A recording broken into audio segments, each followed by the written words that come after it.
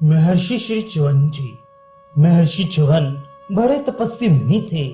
वे अपने आश्रम में निवास करते हुए अनंत काल तक समाधिस्थ रहकर भगवान का ध्यान किया करते थे। वे ना कुछ खाते थे और न पीते ही थे, यहाँ तक कि श्वास लेना भी त्याग दिया करते थे। एक बार वे इसी प्रकार समाधिस्थ थे। दीर्घ काल से अंग संचालन न करने के कारण दीमकों ने अपनी बांवी से उनको पूर्ण रूप से ढक दिया था। उनकी आंखों के सामने केवल 2 सुराख से बन गए थे, जिनमें से उनके नेत्र टिमटिमाया करते थे। उसी समय उनके आश्रम में राजा शर्याती अपनी पुत्री सुकन्या के साथ घूमने के लिए आए। सुकन्या अपनी सखियों के साथ प्रकृति का सौंदर्य देखकर मुग्ध होती हुई वन में चारों ओर घूम रही थी। सहसा उसकी निगाह महर्षि च्यवन की नेत्र ज्योति पर पड़ी। कौतूहलोच सुकन्या ने एक कांटा उठाकर उन ज्योतियों को भेद दिया। इससे उनमें से खून बहने लगा। उसी समय राजा शर्याती के सैनिकों का मलमूत्र रुक गया और उनके पेट में बड़ी वेदना होने लगी। राजा को बड़ा आश्चर्य हुआ। वे अपने सैनिकों से बोले, अरे तुम लोगों ने कहीं महर्षि च्यवन के प्रति अपराध तो नहीं कर दिया है, जिससे तुमको ये कष्ट उठाना पड़ा हो। यह बात सुनकर सुकन्या को ध्यान आया और वह डरती डरती अपने पिता से बोली, पिताजी, मुझसे अज्ञात रूप से एक अपराध हो गया है। उसने अपने पिता को जंगल में घटित संपूर्ण घटना को सुनाया। अपनी कन्या की यह बात सुनकर शर्याती बड़े घबराए।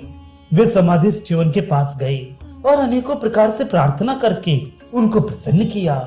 इसके बाद उनका अभिप्राय समझकर उन्होंने अपनी कन्या का विवाह उनसे कर दिया और तब राजधानी में आ गए। उधर परम क्रोधी च्यवन को अपने पति के रूप में प्राप्त कर सुकन्या बड़ी सावधानी से उनके मनोनुकूल बर्ताव करके उन्हें प्रसन्न रखने की कोशिश करने लगी।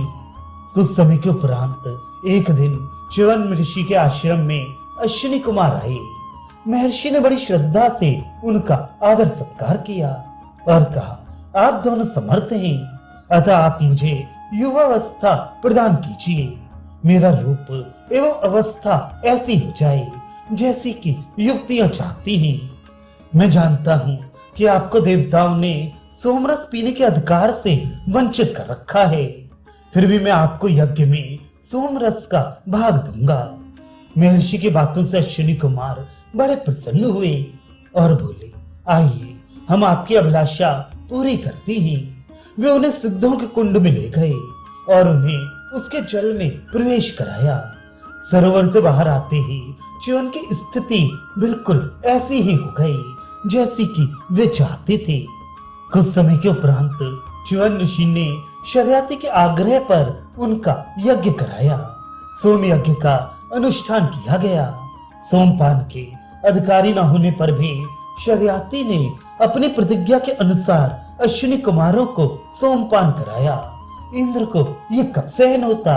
उसने शर्याती को मारने के लिए वज्र उठाया, पर महर्षि च्यवन ने वज्र के सहित उनका हाथ स्तंभित कर दिया। तब से सब देवताओं ने अश्विनी कुमारों को सोमपान का अधिकारी मान लिया। जिन तपस्वी महर्षि ने इंद्र की परंपरा को पलटकर अनाधिकारी अश्विनी कुमारों को भी सोमपाई बना दिया, उनकी महानता का कैसे वर्णन किया जा सकता है।